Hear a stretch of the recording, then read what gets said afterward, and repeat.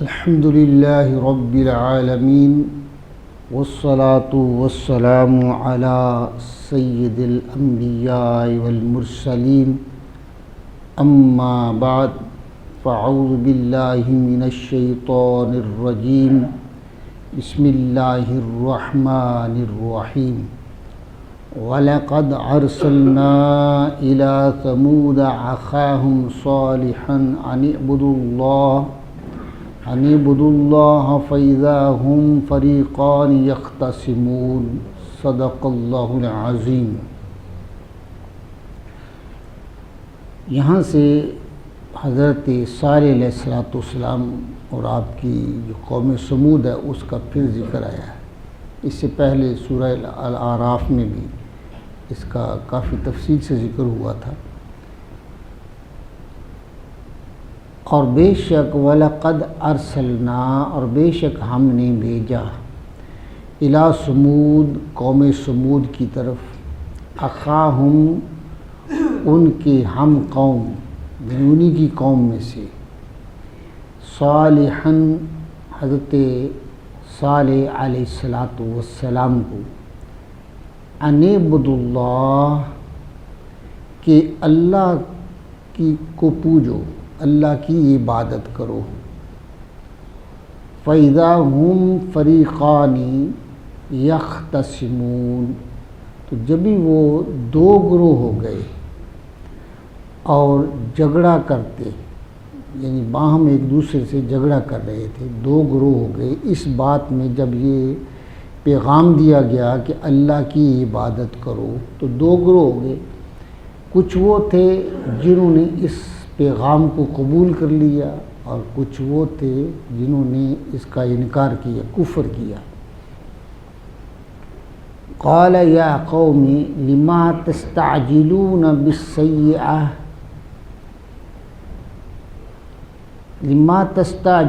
بالسیئۃ قبل الحسنہ، اور آپ نے فرمایا صالح علیہ السلام نے، یا قومی، اے میری قوم، لما تستعجلون بالسیئات قبل الحسنہ، وہ بلائی سے پہلے برائی میں جلدی کیوں ہے تمہیں؟ کہ بھلائی کرنے سے آپ بچتے ہیں اور برائی کرنے میں بڑی جلدی، تمہیں کیا جلدی ہے؟ کہ وہ اس میں کیا جلدی تھی کہ وہ مانگ رہے تھے کہ عذاب کیوں نہیں آ رہا، عذاب کیوں نہیں آ رہا؟ تو آپ نے فرمایا وہ یہ برائی جو ہے اس کو آپ جلدی چاہ رہے ہیں، کیوں چاہ رہے ہیں جلدی؟ یعنی کہ بلائی سب سے پہلے تو یہ تھا کہ تم بلائی چاہتے، اور وہ کیا تھا کہ لولا تستغفرون اللہ لعلکم ترحمون، اللہ سے بخشش کیوں نہیں مانگتے؟ جو بلائی والی بات ہے کہ گناہ تو چلو کر لیا، آپ نے شرک کر لیا، ایمان لیا ہو، اللہ کی بارگاہ میں توبہ کرو، استغفار کرو، لعلکم ترحمون، تاکہ اللہ تم پہ رحم فرمائے۔ نبی تو ہمیشہ یہی چاہتا نا کہ میری قوم کا بھلا ہو۔ ہاں جی، تو بھلا کس میں ہے کہ تم تو کہہ رہے ہو عذاب کی ڈیمانڈ کر رہے ہو؟ بہتر یہ ہے کہ اللہ کی بارگاہ میں توبہ کرو تاکہ اللہ تعالیٰ تم پہ رحم فرمائے، تمہارے گناہوں کو معاف فرما دے۔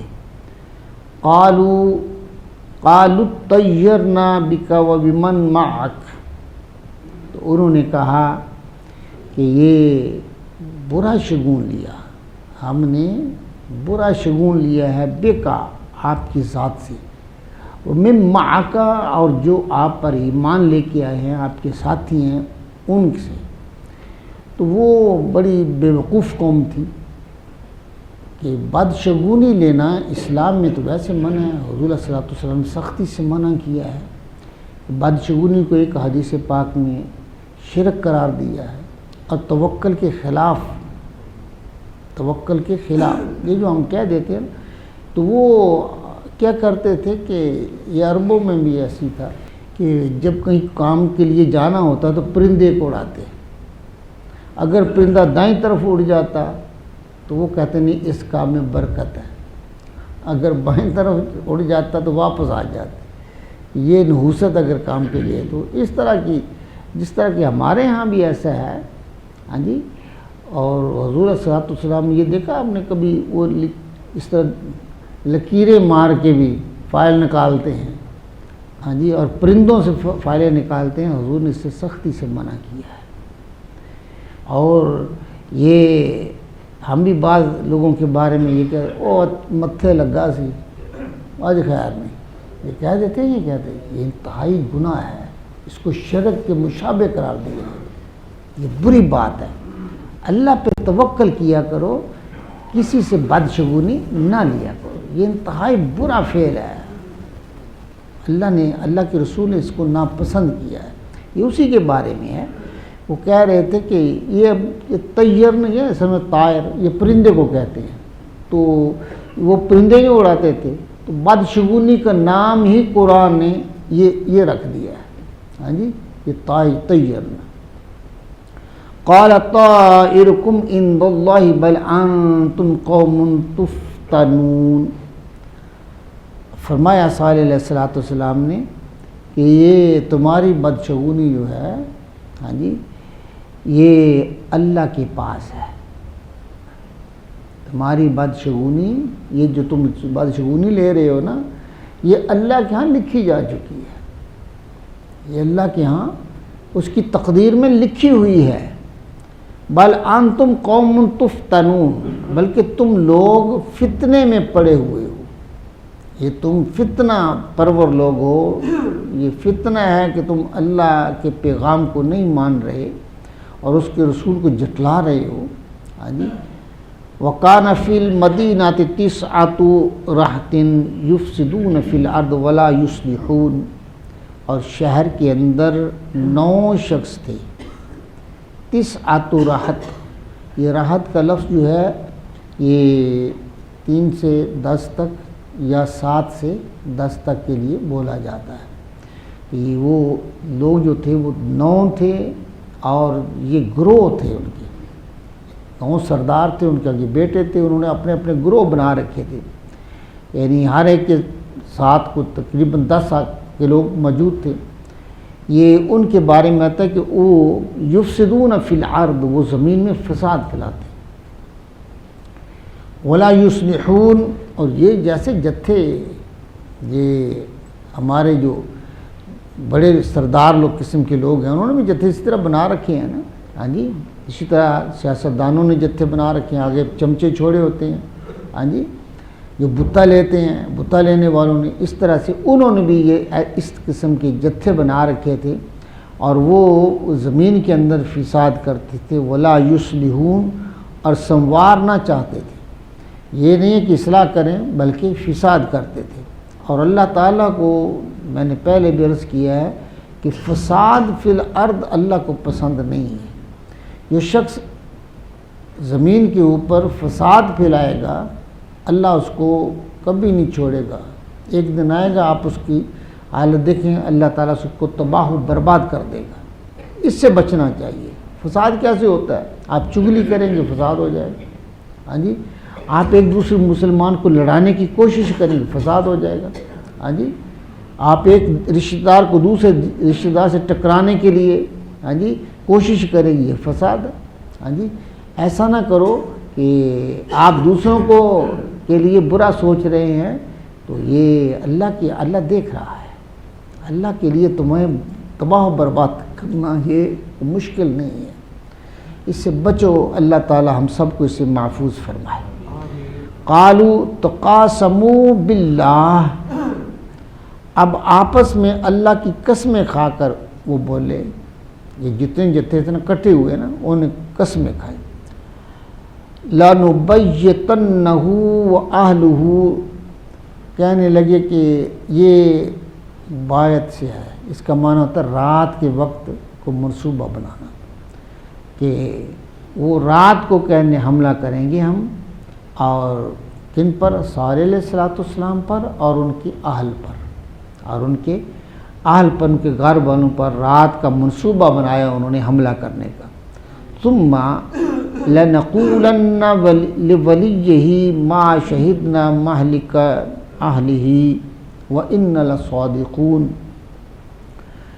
پھر کہنے لگے ہم ضرور ان سے، ان کے ولی جو ہیں، ان کے جو وارث ہیں، انہیں کہیں گے کہ ہم تو اس وقت حاضر ہی نہیں تھے، کیونکہ رات کے اندھیرے سے ہم فائدہ اٹھائیں گے، ان کو معاذ اللہ ہلاک کر دیں گے، اور یہ نا ہم بعض میں قسمیں اٹھا لیں گے، ہاں جی، قسمیں اٹھا کے انہیں کہیں گے جی ہم تو وہاں حاضر ہی نہیں تھے، ہم نے ہلاک ہی نہیں کیا ہے، اور ہم اس پر سچے ہیں، ہم اس بات پر سچے ہیں۔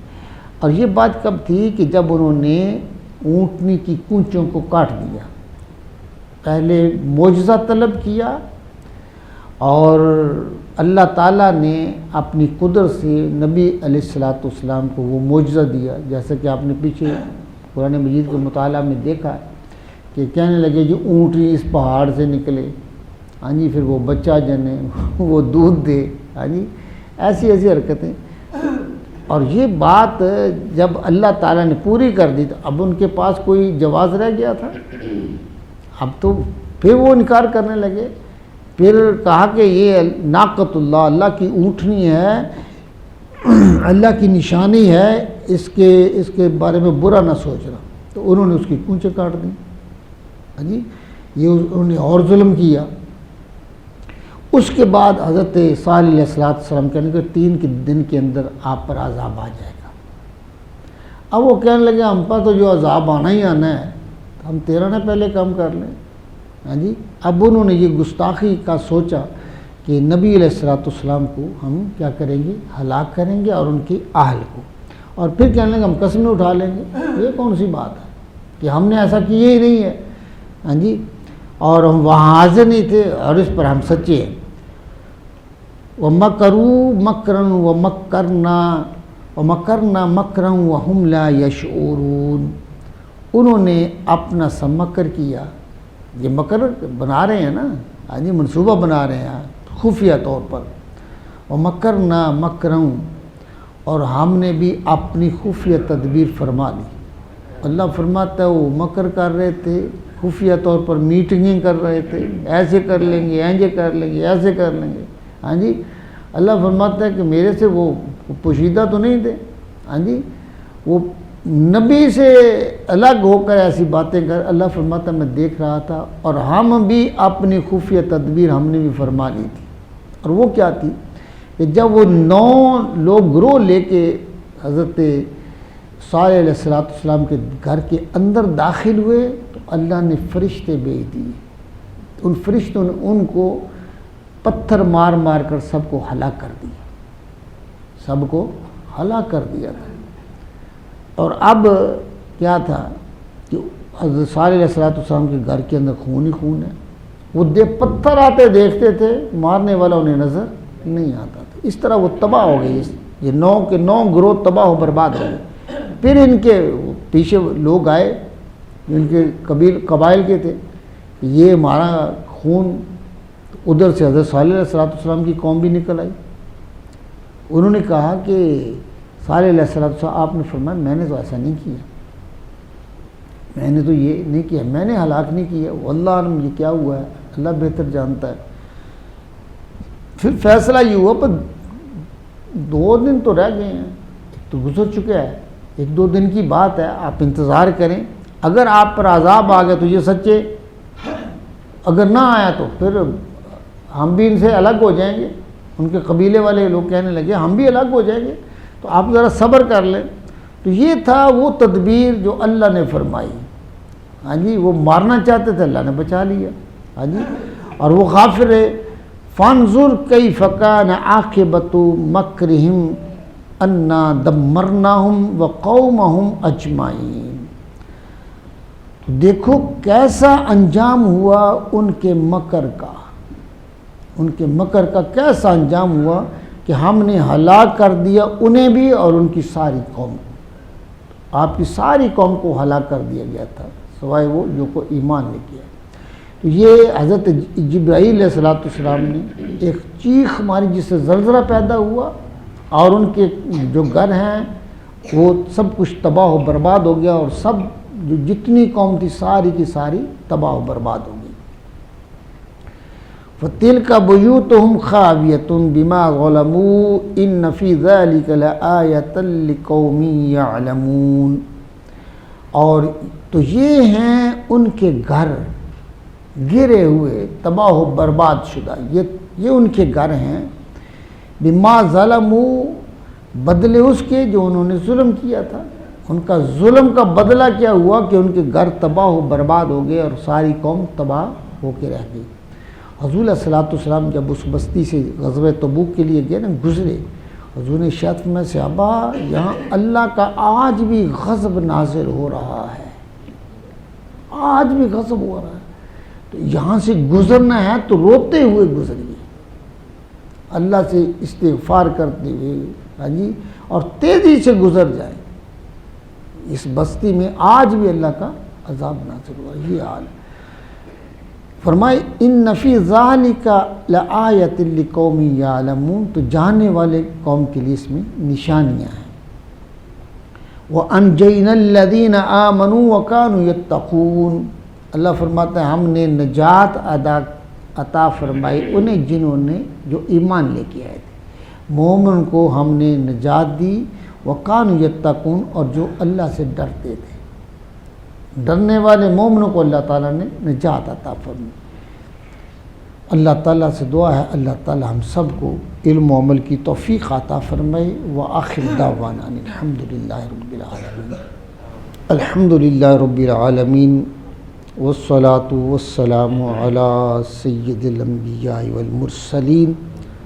ربنا آتنا فی الدنیا حسنۃ وفی الآخرۃ حسنۃ وقنا عذاب النار، وقنا عذاب النار، وقنا عذاب النار، وادخلنا الجنۃ مع الابرار، یا عزیز یا غفار یا رب العالمین۔ مولا کریم اپنے محبوب علیہ الصلوۃ والسلام کے وسیلہ سے ہماری نماز فجر کو اپنی بارگاہ میں قبول فرما، ہم نے تیرے محبوب پہ مل کر درود و سلام پڑھا قبول فرما، درس قرآن ہوا قبول فرما، ہم سب کو اپنی بارگاہ سے شفا عطا فرما، ہم سب کے گناہوں کو معاف فرما، ہماری غلطیوں سے درگزر فرما، اپنی رحمتیں شامل حال فرما، ہمارے آباء و اجداد کی بخشش و مغفرت فرما، ان کی قبروں پر کروڑہ رحمتیں عطا فرما، اپنے محبوب علیہ الصلوۃ والسلام کے وسیلہ سے ہمارے نمازی جو فوت ہو چکے ہیں سب کو اس کا بے بہا اجر و ثواب عطا فرما، اپنے محبوب علیہ الصلوۃ والسلام کے وسیلہ سے میرے آقا کی ساری امت کی خیر فرما، میرے آقا کی امت کو عزت و عظمت عطا فرما، ہمارے ملک کی خیر فرما، ہمارے شہر کی خیر فرما، ہماری بستی کی خیر فرما۔ صلی اللہ تعالی علی حبیبہ سیدنا و مولانا محمد وعلی آلہ و اصحابہ اجمعین۔